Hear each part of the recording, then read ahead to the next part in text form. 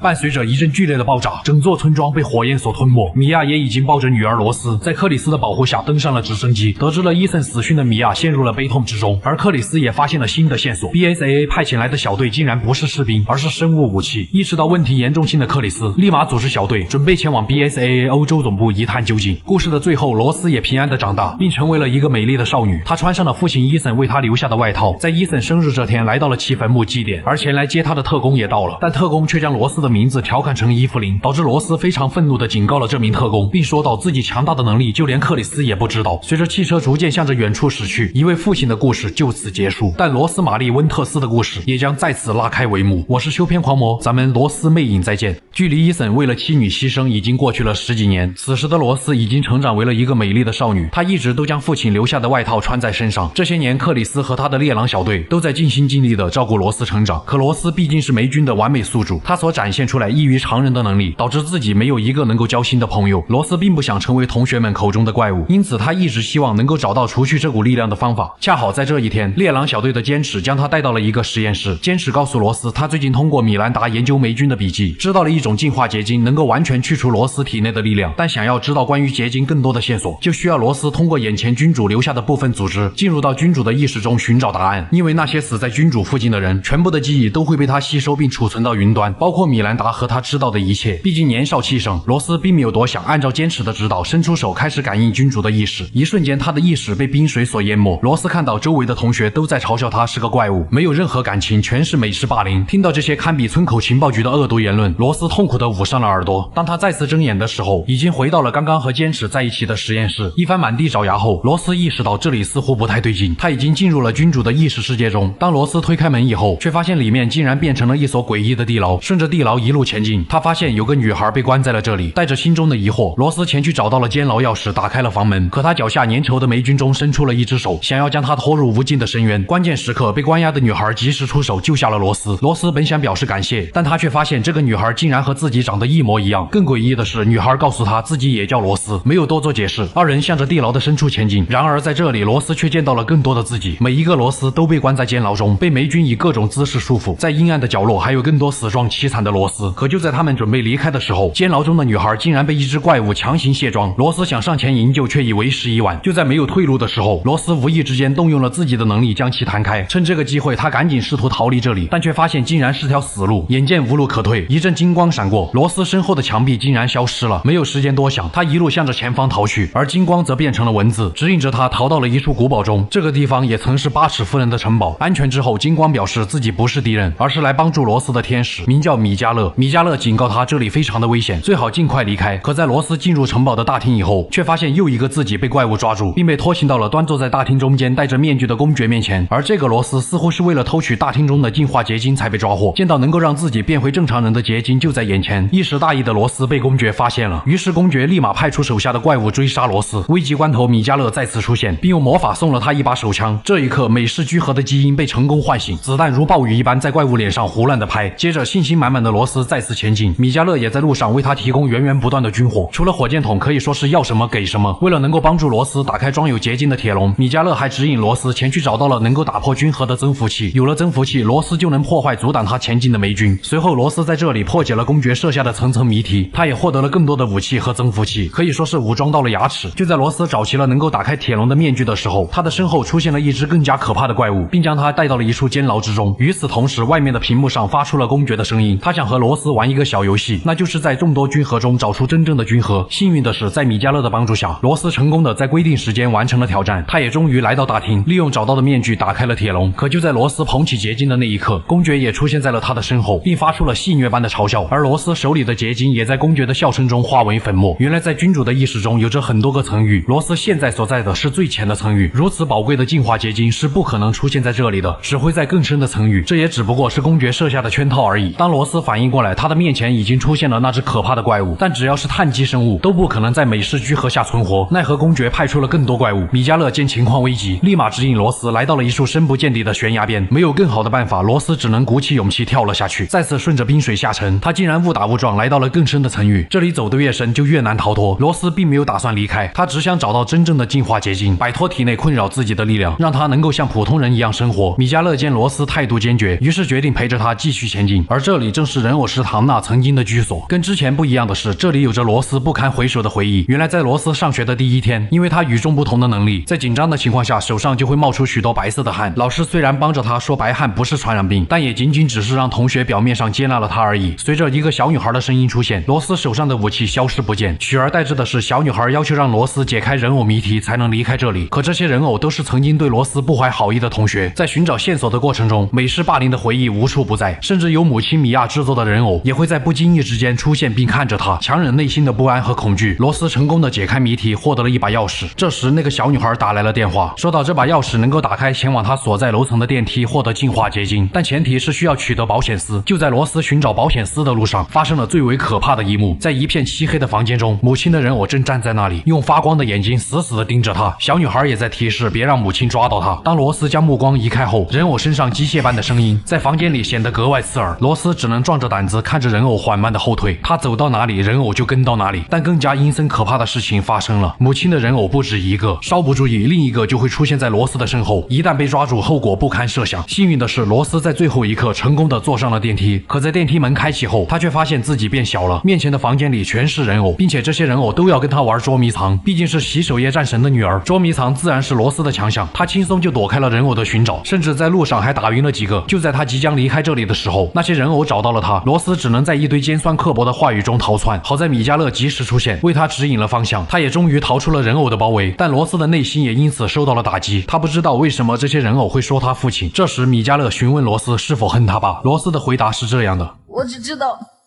他为了救我而死。有时候我会想象，如果他没死，我的生活会是怎么样？他会不会教我骑自行车？会不会教我做作业？晚上给我讲故事？会不会一直陪在我身边，替我骄傲？我要是觉得迷茫了、害怕了，也会去想象他这时会对我说什么。